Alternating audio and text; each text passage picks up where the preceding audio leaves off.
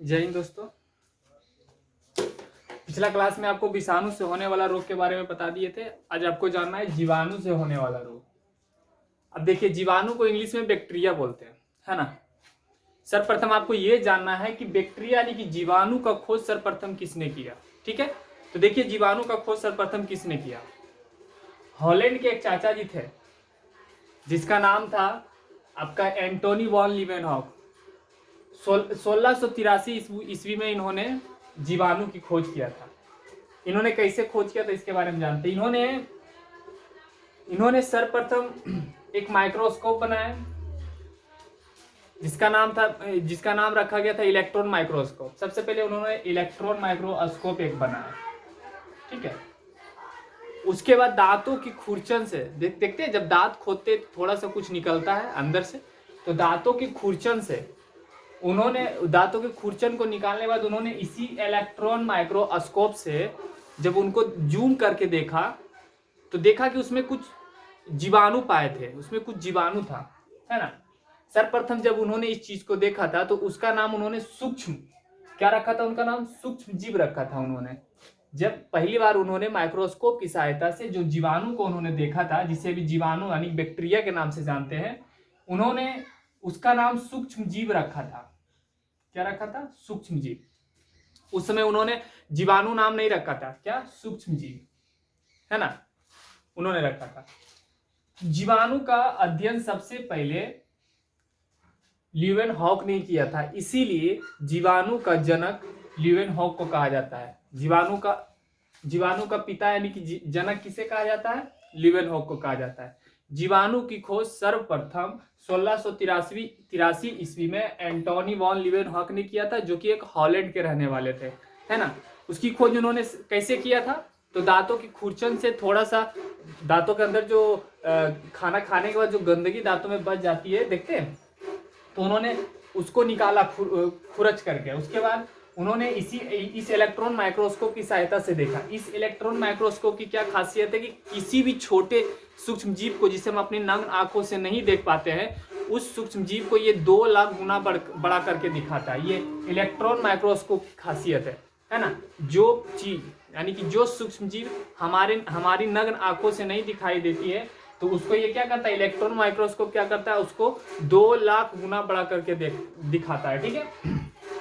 यहाँ मैंने लिख दिया है कि उन्होंने अपने बनाए हुए सूक्ष्मदर्शी यानी कि इलेक्ट्रॉन माइक्रोस्कोप, तो क्वेश्चन पूछा भी जा सकता है कि लीवेनहॉक ने जीवाणु को देखने के लिए किस माइक्रोस्कोप का निर्माण किया था। उन्होंने कौन सा माइक्रोस्कोप बनाया था बाबू? तो इलेक्ट्रॉन माइक्रोस्कोप बनाया था। और इसी इलेक्ट्रॉन माइक्रोस्कोप की सहायता से उन्होंने सर्वप्रथम जीवाणु को देखा, जिसका नाम उन्होंने क्या रखा था? सूक्ष्म जीव। सर्वप्रथम उसका नाम उन्होंने क्या रखा था? सूक्ष्म जीव, ठीक है। देखिए, जीवाणु का जनक किसे कहा जाता है? तो जीवाणु का जनक लीवेनहॉक को कहा जाता है। और जीवाणु के अध्ययन को क्या कहा जाता है? तो जीवाणु के अध्ययन को जीवाणु विज्ञान कहा जाता है। जीवाणु के अध्ययन को क्या कहा जाता है? जीवाणु विज्ञान कहा जाता है, याद रखिएगा, ठीक है। अब देखिए, जब इन्होंने जीवाणु की खोज किया था तो उसका नाम इन्होंने क्या रखा था? सूक्ष्म जीव। बट ये जीवाणु शब्द कहां से आया था? जीवाणु शब्द सर्वप्रथम आपका ये इहेनबर्ग ने रखा था। ये जो सूक्ष्म जीव उन्होंने ढूंढा था, दांतों की खुरचन से जो ढूंढा था, उसका नाम जीवाणु किसने रखा था? इहेनबर्ग ने रखा था, ठीक है। अब देखिए, अब सवाल मन में आता होगा कि आखिर जीवाणु होता कैसा है ना। तो बाबू देखो, जीवाणु कैसा होता है? जीवाणु सबसे पहले एक कोशिकीय होता है और उसका आकार निश्चित नहीं होता है। वो कैसा हो सकता है वो गोलाकार भी हो सकता है, अंडाकार भी हो सकता है, सर्पिलाकार भी हो सकता है। यानी कि उसका आकार निश्चित नहीं कि वो कैसा हो सकता है। गोलाकार भी हो सकता है, एक कोशिकीय वो होती है, ठीक है। सर्पिलाकार भी हो सकता है, अंडाकार भी हो सकता है। जीवाणु का आकार फिक्स नहीं है कि वो कैसा होगा, ठीक है। हो सकता है वो सर्पिलाकार भी हो, अंडाकार भी हो, गोलाकार भी हो। तो जीवाणु का जो है, जीवाणु का कोई फिक्स आकार नहीं होता है, ठीक है। अब देखिए, इस जीवाणु से बहुत सारे रोग होते हैं। मैंने ऊपर में लिख दिया है, जीवाणु यानी बैक्टीरिया से कुछ रोग होते हैं, है ना। बहुत सारे रोग होते हैं। तो आज रोगों के बारे में जानना है कि आखिर जीवाणु से कौन कौन से रोग होते हैं, उसके क्या लक्षण है, उसके उपचार क्या है ना। बीमारी वो कैसे फैलती है जीवाणु से। जिस तरह वायरस में बताया था कि वायरस से ऐसे ऐसे रोग होते हैं, उसके ये लक्षण होते हैं, उसके इलाज के लिए ये औषधियां खाई जाती है, बताया था मैंने। तो आज आपको जीवाणु से फैलने वाले रोगों के बारे में जानना है, ठीक है। जीवाणु जीवाणु के बारे में समझ गए। इसकी खोज 1683 ईस्वी में लीवेनहॉक ने किया था। लीवेनहॉक का पूरा नाम क्या है? तो एंटोनी वॉन लीवेनहॉक। ये कहाँ के रहने वाले थे? हॉलैंड के रहने वाले थे, ठीक है। जीवाणु विज्ञान का पिता किसे कहा जाता था? लीवेनहॉक को, क्योंकि सबसे पहले जीवाणु को इन्होंने देखा था। उस जीवाणु को देखने के लिए उन्होंने कौन सी माइक्रोस्कोप का आविष्कार किया था? कौन सा माइक्रोस्कोप बनाए थे? Electron microscope. इलेक्ट्रॉन माइक्रोस्कोप की क्या खासियत होता है कि कोई भी सूक्ष्म जीव को 2 लाख गुना बड़ा करके दिखाता है, ठीक है। ये हुआ जब उन्होंने सबसे पहले सूक्ष्म जीव को देखा तो उसका नाम उन्होंने क्या रखा? जो जीवाणु उन्होंने सबसे पहले देखा था उसका नाम उन्होंने क्या रखा था? सूक्ष्म जीव, है ना। लेकिन जीवाणु शब्द किसने उस जीव का जीवाणु शब्द किसने रखा था? तो जीवाणु का नामांकन यानी कि ये शब्द सबसे पहले इहर्नबर्ग ने रखा था, ठीक है। समझ में आ गया? अब देखिए जीवाणु की पहचान कैसे करना है। तो जीवाणु की पहचान 3 चीजों से ज्यादा की जाती है। कोई भी जीवाणु अगर कहीं भी रहेगा तो उसके आगे या पीछे माइक्रो लगा हुआ रहेगा, बेसिलिस या कोकस लगा होता है, ठीक है। समझ में आ गया? अब देखिए ये जो आपका जीवाणु से फैलने वाला जो रोग है उसमें से पहले आपको पढ़ना है कुष्ठ रोग, या कोड इसको बोलते हैं, इंग्लिश में इसको लेप्रोसी कहते हैं, है ना, लेप्रोसी, ठीक है। अब देखिए कुष्ठ रोग जो है इसका सबसे पहले वैज्ञानिक नाम जो है आपका माइक्रो बैक्टीरियम लेप्री। इसी लेप्री से लेप्सिस शब्द बना यानी कि कोड, ठीक है। सुने होंगे कोड रोग होता है एक, है ना। तो ये जीवाणु से फैलने वाला एक रोग है। जीवाणु से फैलने वाला पहला रोग आपका हम कुष्ठ रोग बता रहे हैं ना। कुष्ठ रोग या कोड, इंग्लिश में इसको लेप्रोसी कहते हैं। इसका वैज्ञानिक नाम क्या है? Mycobacterium leprae. इसी लेप्री शब्द से आपका लेप्रोसी बना है, ठीक है। अब देखिए कुष्ठ रोग क्या होता है। यहाँ पे देखिए माइक्रोबैक्टीरियम लगा हुआ है, तो माइक्रो, समझ रहे हैं, माइक्रो। फिर मैंने क्या बताया था? जीवाणु की पहचान माइक्रो, बेसिलिस, कोकस। तो देखिए इसका आगे माइक्रो लगा हुआ है, माइक्रो। आगे भी देखेंगे कहीं कहीं बेसिलिस भी लगा होगा, कहीं कोकस भी लगा होगा। जहां भी तीनों शब्द आपको दिखाई दे, जहां भी, तो समझ जाइएगा कि वो एक जीवाणु है। क्या है? बैक्टीरिया है, ठीक है। अब देखिए ये जो कुष्ठ रोग है इससे क्या होता है? ये कुष्ठ रोग किससे होता है? तो जीवाणु से होता है ना। सूक्ष्म जीव होते हैं, इस सूक्ष्म जीवों से फैलने, जीवाणुओं से फैलने वाला एक रोग है कुष्ठ रोग। अब इसका लक्षण क्या होता है? तो जिस भी व्यक्ति में अगर कुष्ठ रोग हो जाता है तो उसके शरीर में छाले पड़ने लग जाते हैं। देखते होंगे बहुत सारे लोग के शरीर उजला हो जाते हैं, ऊपर की जो स्किन होता है ना वो खत्म होना स्टार्ट हो जाता है, उसका क्षय होना स्टार्ट हो जाता है, उजला उजला होने लग जाता है। फिर वही धीरे धीरे क्या होता है कि शरीर की जो टिश्यू होते हैं, जो उत्तक होते हैं, यानी कि उत्तक किसे? कोशिकाओं के समूह से उत्तक बनता है। कोशिकाएं जो हमारे शरीर की सबसे आंतरिक भाग है ना, और बहुत सारी कोशिकाओं के मिलने से टिश्यू बनता है आपका उत्तक। तो उत्तकों के मिलने से अंग बनता है। तो जब कुष्ठ रोग किसी भी व्यक्ति को जब होता है कुष्ठ रोग, तो उसमें क्या होता है कि शरीर की अंग धीरे धीरे करके गलना स्टार्ट हो जाता है, यानी कि एक तरह से उसको हम लोग अपनी भाषा में उसको कोढ़ बोलते हैं। अब देखे भी होंगे बहुत सारे लोग के देखे होंगे अंगुली नहीं रहता है, पैर नहीं रहता है, ऐसा आपको स्टेशन मंदिर के पास ज्यादा देखने को मिलता है, ठीक है। तो कुष्ठ रोग कैसे होता है? तो जीवाणु से फैलता है। कुष्ठ रोग कहां से फैलता है बाबू? जीवाणु से फैलता है। इसके लक्षण क्या है? सबसे पहले शरीर में चकत्ते पड़ जाते हैं। कुष्ठ रोग का लक्षण क्या है? सबसे पहले शरीर में चकत्ते पड़ जाते हैं, ठीक है। दूसरा है आपका कि ये तंत्रिकाएं तंत्र को यानी नर्वस सिस्टम को प्रभावित कर देता है। जब ये रोग हो जाएगा ना तो आपका जो नर्वस सिस्टम है ना वो बिल्कुल काम करना बंद कर देता है, और लोग और कमजोर हो जाते हैं ना, उनसे कोई भी काम नहीं हो पाते, उनकी सोचने की स्मरण शक्ति वगैरह। जब नर्वस सिस्टम ही हमारा प्रभावित हो जाता है तो फिर उनमें मानसिक क्षमता कमजोर हो जाती है, वो कोई चीज अच्छे से सोच नहीं पाते हैं ना, मतलब बिल्कुल उनका वो पूरा नर्वस सिस्टम बेकार हो जाता है, ठीक है। अब देखिए उसके बाद इसका एक और लक्षण क्या है? जो उत्तकों का अपक्षय होने लगता है। इससे पहले मैंने बताया था कि शरीर के जो अंग होते हैं, अंग कट कट करके गिरना स्टार्ट हो जाता है ना, इस रोग में, है ना। कुष्ठ रोग का लक्षण क्या है? सबसे पहले कि शरीर पे चकत्ते पड़ जाते हैं, हमारा जो तंत्रिकाएं हैं वो प्रभावित होने लगते हैं, तथा उत्तकों में अपक्षय होने लगते हैं, है ना। ये इसके लक्षण है। जिस भी व्यक्ति में कुष्ठ रोग होगा उसका ये लक्षण है। शरीर में व्हाइट चकत्ते पड़ जाते हैं, ठीक है। तो अब ये तो हुआ इसका लक्षण, बट इस बीमारी को रोकना है तो इसके लिए इसको क्या करना पड़ेगा? तो इसको रोकने के लिए कुछ औषधियां हैं जिसका डॉक्टर यूज ज्यादा करवाते हैं ना। तो जो भी लोग इस बीमारी से ग्रसित है तो उस बीमारी को रोकने के लिए दवा आती है आपका डेप्सोन, उसके बाद एक क्लोफाजिमीन, है ना, रिफमेसिन इत्यादि। ये सभी एक औषधि है जो कि इस रोग को रोकने में बहुत सहायता प्रदान करती है, ठीक है।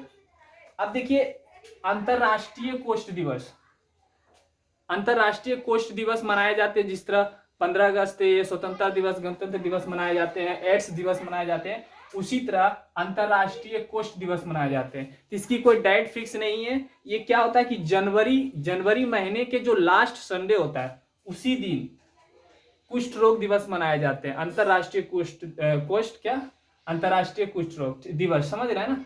तो ये कब मनाया जाता है? तो जनवरी के लास्ट संडे को, चाहे उस संडे को कोई भी तारीख हो, है ना, जनवरी के लास्ट संडे को ही अंतरराष्ट्रीय कुष्ठ रोग दिवस मनाए जाते हैं। यहां तक समझ में आ गया, है ना। जीवाणु से होने वाला लगभग 12 बीमारी के बारे में आज चर्चा करेंगे, 12 रोगों के बारे में, ठीक है।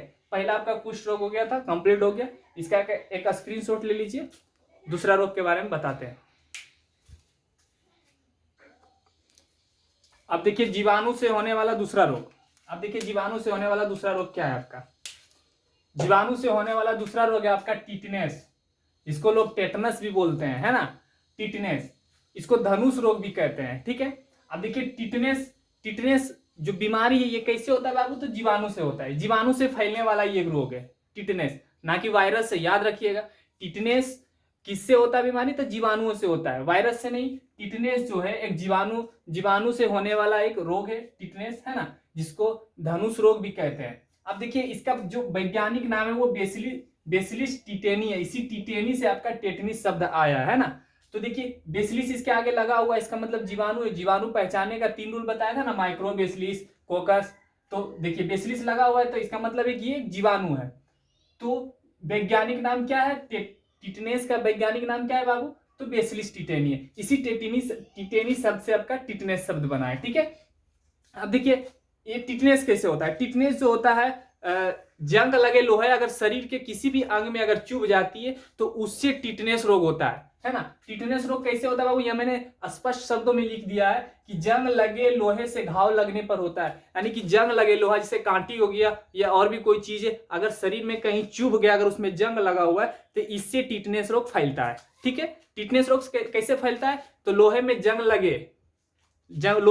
लगे कोई भी चीज अगर शरीर में चुभ जाए, जैसे कांटी हो गया, ये पतला वाला जो तार वगैरह होता है, ब्लड वगैरह देखते हैं, बहुत सारे लोग पुराने ब्लड का यूज करते हैं पत्ती का नाखून काटने में, तो ये सब नहीं करना चाहिए। इसी से टिटनेस रोग फैलता है ना। तो इसके अब लक्षण क्या होता है? अब लक्षण के बारे में जानते हैं। अगर कोई भी व्यक्ति अगर टिटनेस से ग्रसित है तो उसका लक्षण पहला नंबर क्या है कि तेज बुखार आएगा, और बुखार के साथ पूरा शरीर में ऐठन आएगा ना, पूरा शरीर ऐठेगा वो, है ना। और ऐठते ऐठते जब ये टिटनेस रोग शरीर में ज्यादा फैलने लगता है तो उसका शरीर धनुष के आकार के जैसा, देखते हैं बहुत सारे लोग जिस तरह धनुष इस तरह झुका होता है उसके आकार का हो जाता है, ठीक है। तो देखिए टिटनेस का जो लक्षण है वो सबसे पहले क्या है कि व्यक्ति को तेज बुखार रहेगा, बुखार के साथ साथ उसके शरीर में काफी ऐठन आएगा, बहुत ऐठेगा शरीर को, उसके शरीर में फुर्ती रहता ही नहीं है। और ये बहुत खतरनाक बीमारी होता है, इससे हमेशा बच के रहना चाहिए। जब भी जंग लगे लोहे से अगर आपको कहीं भी घाव लगे तो फौरन इसका टीका लगवाना चाहिए, है ना। तुरंत सदर अस्पताल में जाकर के इसका टीका लगवाना चाहिए। ये बहुत खतरनाक बीमारी है आपका टिटनेस, ठीक है। तो टिटनेस कैसे फैलता है? तो जंग लगे लोहे से घाव लगने पर टिटनेस रोग फैलता है, ठीक है। इसका लक्षण क्या है कि जिस भी व्यक्ति में टिटनेस का रोग से ग्रसित रहता है तो सबसे पहले उसमें तेज बुखार आएगा, बुखार के साथ साथ क्या आएगा? शरीर में ऐठन आएगा, और उसका जो शरीर का आकार जो है धनुष के आकार में तन जाता है, इसीलिए इसको धनुष रोग कहते हैं। व्यक्ति पूरा इस तरह झुक जाएगा। देखे होंगे कि जो भी लोग, हालांकि काफी कम देखने को मिलता है, लेकिन आप लोग को सतर्क रहना है। जब भी जंग लगे लोहे से अगर आपको कहीं भी घाव लगे तो सबसे पहले बाबू टीका लेना है, आपको टिटनेस का टीका लगवा लेना है, ठीक है। इसके लक्षण समझ में आ गया। तेज बुखार आएगा, बुखार के साथ क्या आएगा? शरीर में ऐठन आएगा, है ना, और उसके शरीर धनुष के आकार के जैसा झुक जाता है। ये टिटनेस, इसीलिए इसको धनुष रोग भी कहा जाता है, लॉकजा, ठीक है, समझ में आ गया। अब इसके रोग के लिए क्या करना चाहिए? जो भी व्यक्ति इस बीमारी से ग्रसित है या तो किसी को अगर जंग लगे लोहे से घाव लग गया, कहीं पे जंग लगे लोहे चुभ गए, तो उसको फौरन क्या करना चाहिए? उसको सदर अस्पताल में जाकर के सबसे पहले टिटवेक या एटीएस का टीका लेना चाहिए। एटीएस मतलब एंटीटॉक्सिड सीरम, है ना, इसका टीका लगवाना चाहिए। इंजेक्शन कम से कम 3 बार। अगर किसी बच्चों को जंग लगे लोहे से घाव लग जाए, अगर उसको चुभ जाए तो उसको डीपीटी का टीका लगवाना चाहिए, ठीक है, समझ में आ गया। तो टिटनेस रोग किससे फैलता है? तो जीवाणुओं से फैलता है ना। इसका लक्षण क्या है? तेज बुखार, शरीर में ऐठन, है ना, शरीर धनुष के आकार झुक जाता है। इसके रोकथाम के लिए क्या कर सकते हैं, तो रोकथाम यानी इस बीमारी को रोकने के लिए क्या करना चाहिए, फौरन सदर अस्पताल में जाकर के टिटनेस का टीका लेना चाहिए। कौन सा, टिटवेक या एटीएस यानी कि एंटीटॉक्सिड सीरम। और जो बच्चों में हो जाए कम से कम 3 बार, है ना, कम से कम 3 बार लेना चाहिए, ठीक है। और बच्चों में जब किसी बच्चों को अगर जंग लगे लोहे अगर चुभ जाए या टिटनेस बीमारी से ग्रसित हो गया है तो उसको डीपीटी का टीका लगवाना चाहिए, ठीक है। समझ में आ गया। जीवाणु से फैलने वाला 2 रोग आप समझ गए, टिटनेस और पहला मैंने जो बताया था कुष्ठ रोग यानी कि कोढ़, ठीक है। तीसरा आपका क्षय रोग या तपेदिक भी इसको बोलते हैं, तपेदिक, इंग्लिश में इसको ट्यूबरक्यूलोसिस कहते हैं, यानी कि टीबी का नाम सुने होंगे आप, टीबी रोग का नाम सुने, टीबी रोग। तो टीबी जो बीमारी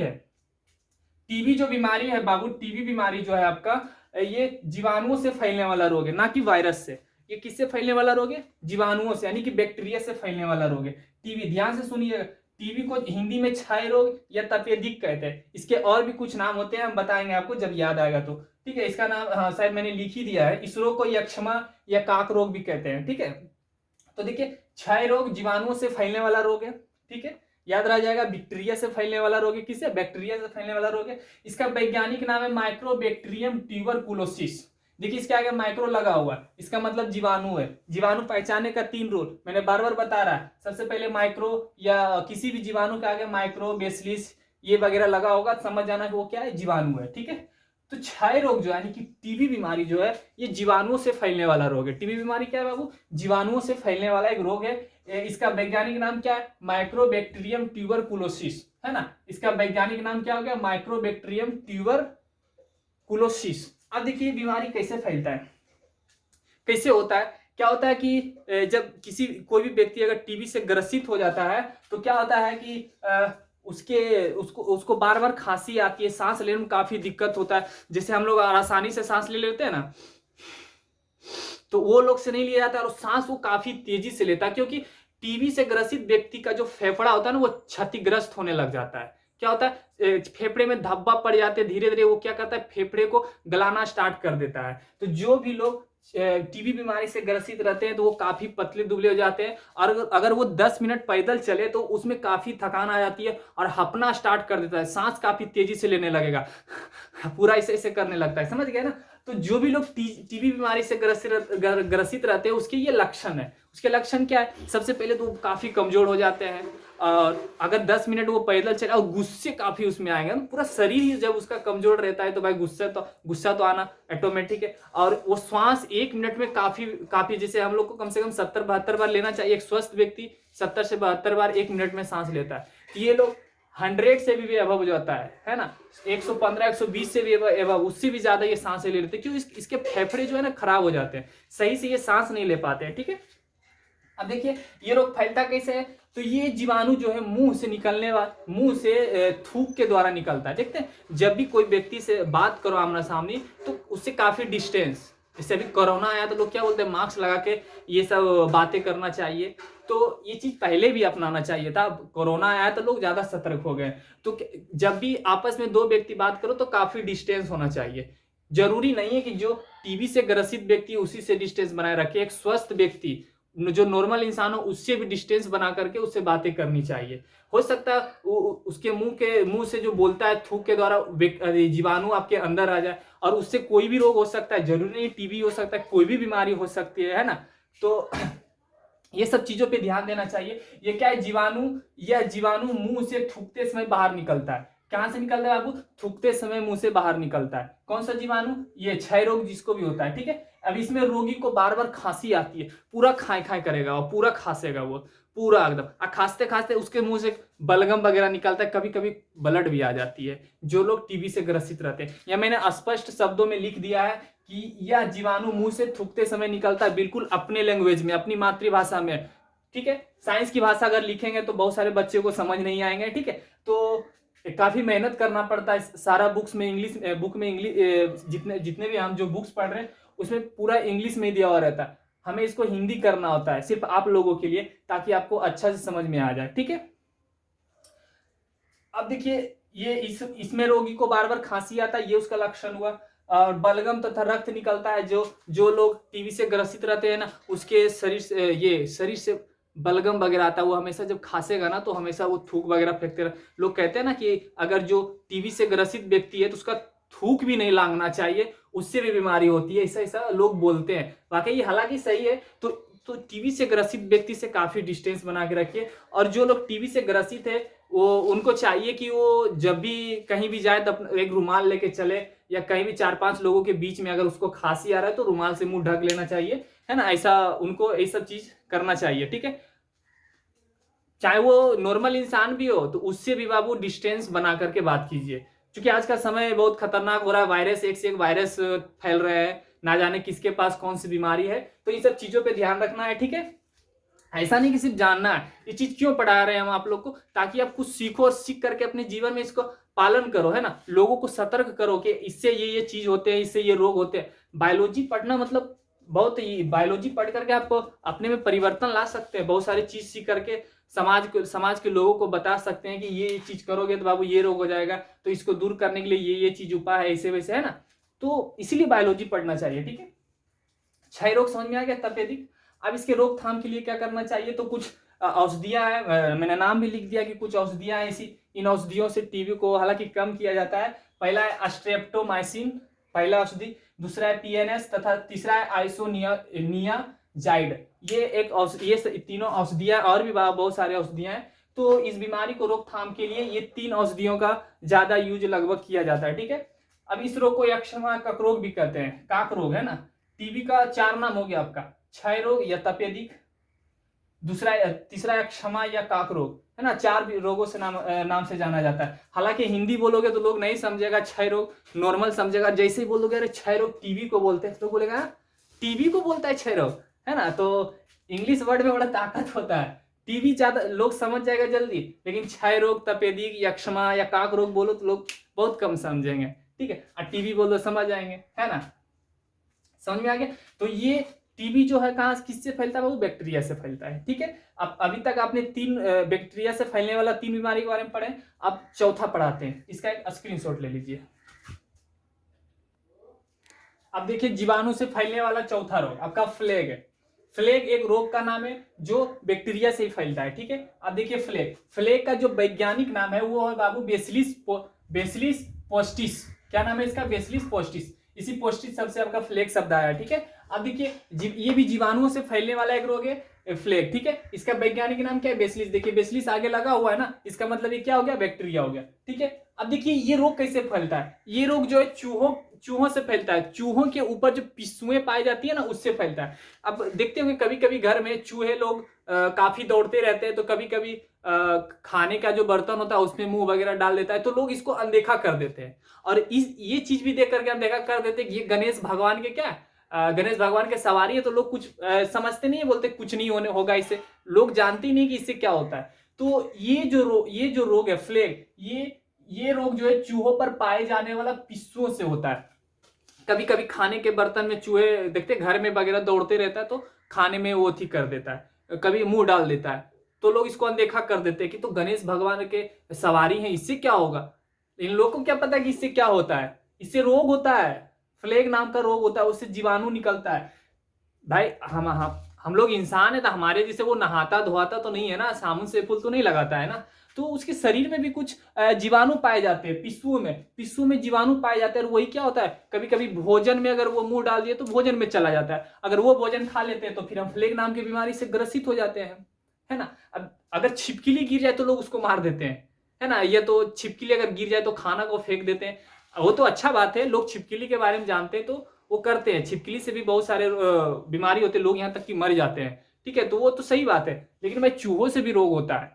अगर ये रोग कहीं जो कस के पकड़ लिया तो फिर छोड़ेगा ना, आपको सीधे ऊपर पहुंचा देगा। तो इन सब चीजों पे भी आपको ध्यान देना पड़ेगा। और फ्लेग जो है, फ्लेग कैसे फैलता है, तो चूहों पर पाए जाने वाला पिस्सुओं से फैलता है। उसके ऊपर ये फ्लेग नाम का जीवाणु पाया जाता है, उसी से ये फ्लेग नाम का बीमारी होता है। अब जो लोग फ्लेग बीमारी से ग्रसित रहते हैं, उसका लक्षण है क्या कि वो बुखार रहेगा, और उसके शरीर में गिल्टी हो जाती है। गिल्टी देखते हैं, गिल्टी कांख में हो जाता है या जांग में हो जाता है, गिल्टी देखते होंगे कहीं से भी स्किन के ऊपर से थोड़ा टाइट, वो थोड़ा हार्ड रहता है, वो निकल जाता है, उसी को गिल्टी कहते हैं। तो फ्लेग से जो ग्रसित रहते हैं, सबसे पहले उनके शरीर में बुखार रहेगा एनी टाइम, ठीक है, और उनके शरीर में गिल्टियां निकल जाती। कई बार देखते होंगे कि बुखार होता है, कहीं पे भी घाव वगैरह हो जाता है तो लोगों को गिल्टियां निकल आती है, नहीं आती है। हालांकि एक नॉर्मल बीमारी है, बट अगर ये कहीं जो कस के पकड़ लिया ना तो फिर ये छोड़ने वाला नहीं है। इसीलिए इस पे थोड़ा ध्यान दीजिए। अगर चूहे घर में दौड़ वगैरह रहे हैं, कूद रहे हैं, अगर खाने के बर्तन में अगर मुंह बार बार डाल रहा है तो अगर अनदेखा कर रहे तो ये गलत है ना, ये गलत है। उस बर्तन को धो दीजिए, नहीं तो इसके पिस्सुओं के ऊपर जो जीवाणु पाए जाते हैं ना, फ्लेग जीवाणु, वो कहीं जो उसमें चला गया तो बाबू आप भी बीमार हो जाओगे। तो ये सब चीज घर में भी लोगों को बता दीजिए कि चूहा अगर किसी भी बर्तन में मुंह डाल दे, या अगर उसमें डूब जाए, बहुत सारे चूहे दूध में डूब जाते हैं तो लोग उसको अनदेखा कर देते हैं, लेकिन ऐसा नहीं होना चाहिए, सावधान रहना चाहिए। जरूरी नहीं है कि रोग हो ही जाएगा, लेकिन होता है, ऐसा होता है। याद रखना है कि फ्लेग जो है कहां से होता है, चूहों पर पाए जाने वाला पिस्सुओं से होता है। एकदम सावधान रहना है। कहीं भी बर्तन में देखिए चूहा मुंह डाला तो फौरन उस बर्तन को धो डालिए, ठीक है, फौरन उस बर्तन को धो डालिए, नहीं तो बाबू फ्लेग से ग्रसित हो जाओगे। जब ग्रसित हो गया तो शरीर में बुखार आ जाएगा, शरीर में गिल्टी होने लगेगा। कहीं जो ज्यादा ग्रसित हो गया, बुखार कहीं जो 100 डिग्री फ़ारेनहाइट से ऊपर गया तो लोग पर लोग घूमने चले जाओगे, ठीक है। तो इन सब चीजों पे ध्यान देना चाहिए, ठीक है। इसीलिए नहीं, सिर्फ एग्जाम के लिए नहीं पढ़ रहे हैं आप लोग, सिर्फ एग्जाम के लिए नहीं पढ़ना है, आपको सीखना भी है और अपने वास्तविक जीवन में इसका पालन भी करना है, ध्यान भी देना है ना कि पढ़ लिए एग्जाम में लिख देना है। फ्लेग रोग कैसे होता है, तो जीवाणु से फैलता है। फ्लेग रोग का मुख्य रीजन क्या है, तो फ्लेग रोग का जो जीवाणु कहाँ पाए जाते हैं, तो चूहों के पिस्सुओं में पाया जाता है। इसी पर रटना नहीं है, इसको सीखना है। सीख के एग्जाम में तो लिखना ही लिखना है, एग्जाम में अगर आया तो लिखना ही है, लेकिन पढ़ क्यों रहे इसको। अगर इसका अगर वास्तविक जीवन में अगर ना इसका यूज करें, सावधानी ना बरते तो भाई बीमार हो जाएंगे ना। बायोलॉजी क्यों पढ़ रहे हैं, ताकि हमें जानकारी मिले कि किससे कौन कौन से रोग होते हैं, क्या खाने से हमें फायदा मिल रही है, किससे प्रोटीन मिलता है, किससे विटामिन मिलता है, कौन सा भोजन हमारे शरीर में कितना कैलोरी ऊर्जा प्रदान कर रहा है, इसके लिए पढ़ रहे हैं ना। अगर एग्जाम के लिए पढ़ना है बाबू तो सिर्फ रट्टा मार लेना, कोई दिक्कत नहीं है, ठीक है, गुड। चलिए अब इसका रोकथाम कैसे करना है, देखिए रोकथाम इसका सल्फर ड्रग एक औषधि आता है, दूसरा है स्ट्रेप्टोमाइसिन। ये दो औषधि का नाम हमने लिख दिया, इससे इसका रोकथाम किया जाता है ना। तो जिस भी व्यक्ति को बुखार या शरीर में गिल्टियां होने लगे तो उनको ये सल्फर ड्रग या तो स्ट्रेप्टोमाइसिन ये औषधि दवा ला करके उनको खिला सकते हैं, रोग ठीक हो जाता है, ये फ्लेग रोग ठीक हो जाता है। कोई हार्ड रोग नहीं है, टीबी के जैसा नहीं है, हाइजा के जैसा नहीं। अब सुनते होंगे कि 50 साल पहले ये फ्लेग हाइजा बीमारी काफी तेजी से आता था, लाखों हजारों लोग को मार के चला जाता था। तो उस समय ये सब ज्यादा होता था, पहले लोग मिट्टी के घर में रहते थे, चूहा बहुत ज्यादा कूदते उते रहता था, और लोग थोड़ा अज्ञानता के कारण लोग इस सब चीज पे ध्यान नहीं दे पाते थे। तो चूहे इधर से इधर कूदते रहते थे, बर्तन में घुस जाता था इधर उधर, तो लोग ज्यादा ध्यान नहीं देते थे, जिसकी वजह से ये सब रोग ये फ्लेग नाम के रोग आता था, अचानक आता था, हजारों लोग को मार के चला जाता था, हाइजा वगैरह, ठीक है। इसके बाद हम हाइजा ही पढ़ाएंगे आपको, ठीक है। अब फ्लेग समझ में आ गया, बिल्कुल। अब एंथ्रेक्स के बारे में समझते हैं। एंथ्रेक्स क्या है, एंथ्रेक्स जो रोग है ये एक रोग का नाम है, ठीक है, और ये कहां से फैलता है, बैक्टीरिया से फैलता है। एंथ्रेक्स जो है बैक्टीरिया से होने वाला रोग है। एंथ्रेक्स क्या है, बैक्टीरिया से होने वाला रोग है। इसका वैज्ञानिक नाम क्या है, बेसिलिस एंथ्रेसिस। देखिए बेसिलिस इसका आगे लगा है, इसका मतलब बैक्टीरिया, ठीक है। इसी एंथ्रेक्स से एंथ्रेक्स शब्द बना है, ठीक है। तो इसका वैज्ञानिक नाम क्या हो गया, बेसिलिस एंथ्रेसिस, ठीक है। अब देखिए ये रोग कैसे होता है। घर में लोग बहुत सारे पालतू जानवर को पालते हैं, गाय पालते हैं, भैंस पालते हैं, कुत्ते, बिल्लियां, बकरियां, अनेकों चीज पालते हैं कि नहीं। अगर उसकी सही ढंग से साफ सफाई ना किया जाए, जैसे हम लोग प्रत्येक दिन स्नान करते, अगर गाय पाल रहे, गाय को अगर ना धोए तो भाई बीमारी तो उससे भी फैल सकती। जरूरी नहीं है कि हम नहीं नहा धो रहे तो हम ही से ओनली बीमारी फैलेगा, एक मानव से दूसरे मानव में ही बीमारी का आदान प्रदान होता है, नहीं। अब जो घर में जानवर पाल रहे, उसे जैसे चूहा को तो नहीं पाल रहे, बट चूहों से देखिए बीमारी हो रहा है, ठीक है। तो इन सब चीजों पे आपको ध्यान देना।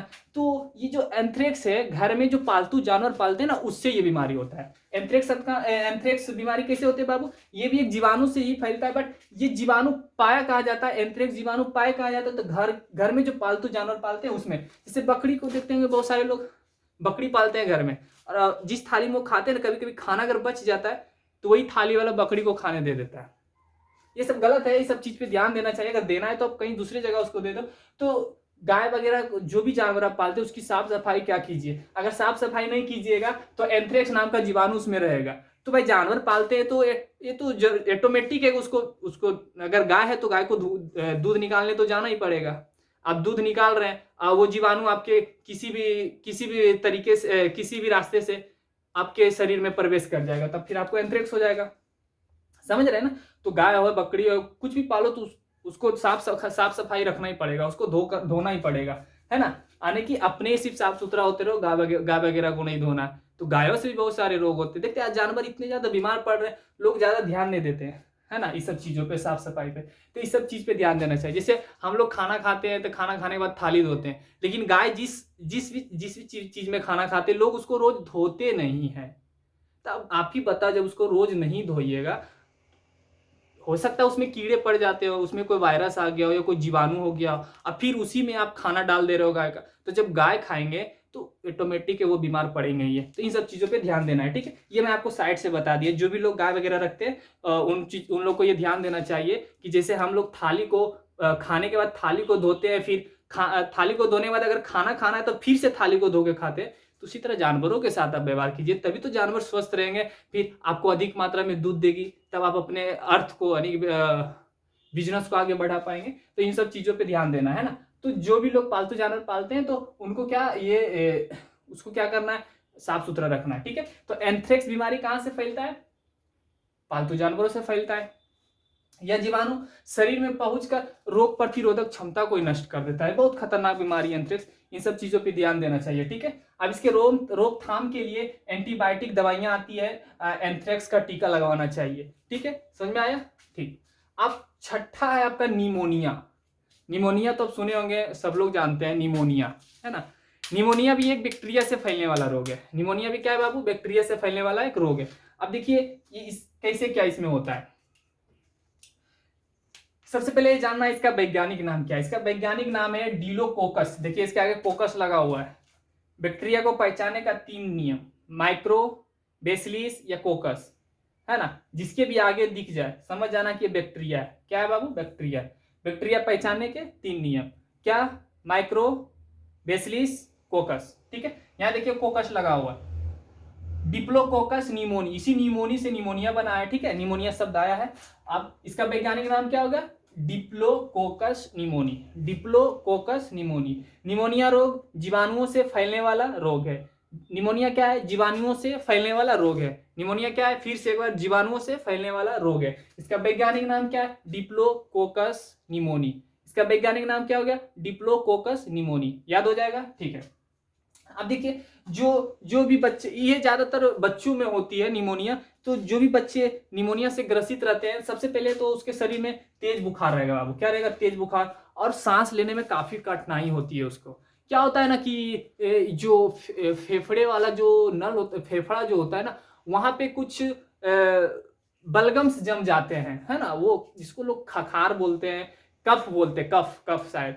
तो वो क्या होता है, वहां पे जम जाते हैं। तो बच्चे जब सांस लेते हैं ना, तो देखे होंगे वो देहाती भाषा में उसको जब वो सांस लेता है तो पूरा ऐसे ऐसे करता है, शायद ऐसा ही होता है। तो क्या होता है, वहां पे वो कफ जम जाता है ना। तो सांस लेने में थोड़ा दिक्कतें होती है, परेशानियां होती है। तो निमोनिया से ग्रसित जो भी बच्चे रहते हैं, सबसे पहले तेज बुखार, ठीक है, सांस लेने में कठिनाई, और फेफड़ों में सूजन हो जाती है। फेफड़ों में क्या हो जाती है, सूजन हो जाती है। इसके वजह से भी सांस लेने में थोड़ा कठिनाई होती है, ठीक है। समझ में आ गया। अब देखिए इसका रोकथाम करने के लिए क्या करना चाहिए। सबसे पहले तो ठंड से बचना चाहिए, ठंड चीजों को खाने से बचना चाहिए। अगर किसी बच्चों में निमोनिया है तो उनके माँ को ठंडों से बचना चाहिए, और उनकी माँ को भी कोई ठंडा चीज नहीं खाना चाहिए।